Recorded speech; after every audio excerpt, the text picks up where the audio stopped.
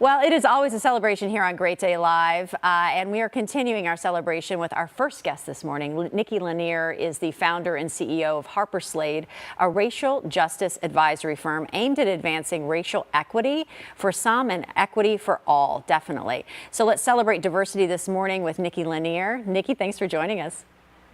Oh, thanks so much for having me. I'm thrilled to be here. Let's talk a little bit about how you founded Harper Slade. You were actually the VP and regional executive of the Federal Reserve Bank of St. Louis, doing a lot of good work, right? That's a big job. Why did you leave that position, and why did you feel passionate about starting Harper Slade? Oh, thanks for the question.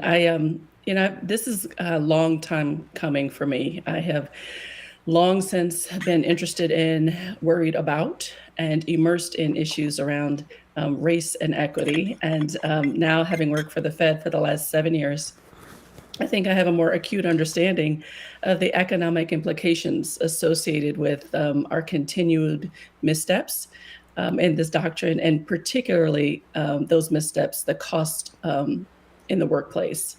And what does that have to do with our overall macroeconomic well-being? So I just made a decision that it was time for me to move on to my next season of usefulness and bring my skills and my background to really helping employers understand the nexus between advancing racial equity at work and our overall economic well-being.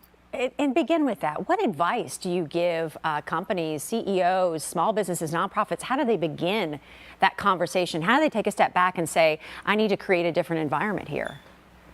Yeah, well, that's exactly the way it starts. I mean, I think there's a lot of self-reflection that has to go into this work. The presumption that inequity is the default inertia in our country and therefore in our workplaces is a huge epiphany. It is the anchoring upon which this work, I think, has to work. The way I define racial equity is proportional fairness that takes into account the cultural and historic realities that have beset people of color as distinct from all other people, and works to remedy the same. So it is about how do we stop the bleeding of racism and its many manifestations, and treat the now infected wound that it has left for all of us, not just people of color. So it really does begin, in my view, with an understanding that the default inertia leans toward marginalization and muting and professional stunting, and then working your way kind of out of that conundrum, both programmatically, behaviorally, from an ideological standpoint, policy standpoint. So there's just a lot of work that we have to do. And how can people and businesses listening take advantage of your services, maybe seek you out and get your advice? Yeah, well, I mean, I'm super accessible. My website, www.harperslade.com, is probably the first step.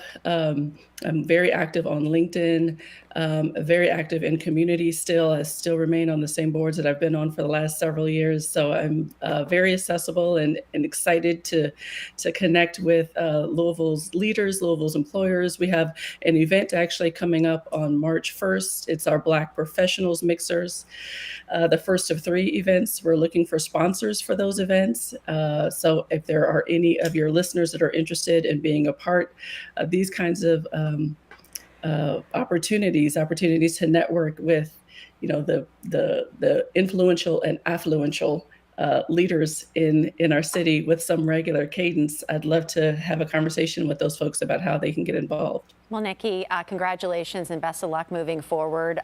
We need your voice, and I know many companies will be reaching out to you, certainly. So thank you so much for taking the time. The first in Nikki's series of Black Professional Mixers for 2022 is scheduled for Tuesday, March the 1st. You can find more information at harperslade.com.